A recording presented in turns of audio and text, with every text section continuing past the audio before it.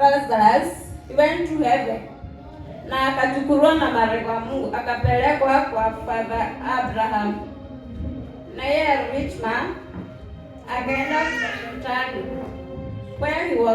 where he suffered. Na yeye Lazarus alikuwanga na furaha. Tumenye alikuwanga huku chini duniani, hakuweza kupata furaha.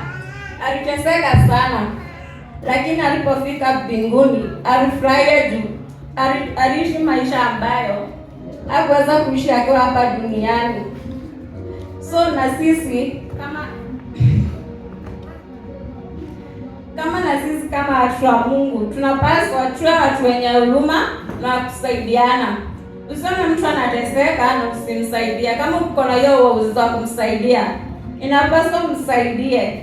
Juu kila kitu chochote tunachokifanya tukiwa hapa duniani utaripia, iwe mbaya ama mazuri.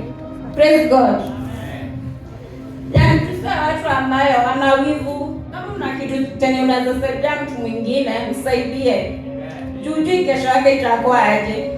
Naona like rich man alipokuwa duniani hakumsaidianga Lazarus.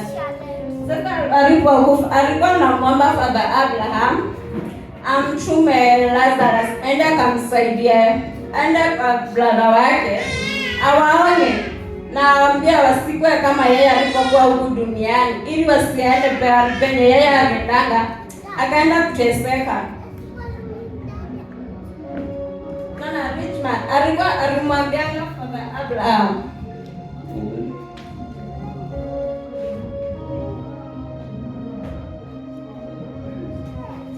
the rich man said, "Then I beg you, Father Abraham, send Lazarus to my father's house, where I have 5 brothers. Let him go and warn them so that they at least will not come to this place of pain." Abraham said, "Your brothers have Moses and prophets to warn them. Your brothers should listen to what they say." The rich man answered, "That is not enough, Father Abraham. But if someone were to rise from death and go to them, then they will turn from their sin." But Abraham said, "If they not listen to Moses and the prophet, will not be conceived, even if someone were to rise from death." Abraham alimwambianga hawezi tuma Lazarus kwa sababu wako na Moses na wako na prophet. Kama hawezi wasikiza, hata mtu afufuke hawezi msikiza. So tuwe watu wa kusikiza na kumtia maneno ambayo Mungu anayotuambia.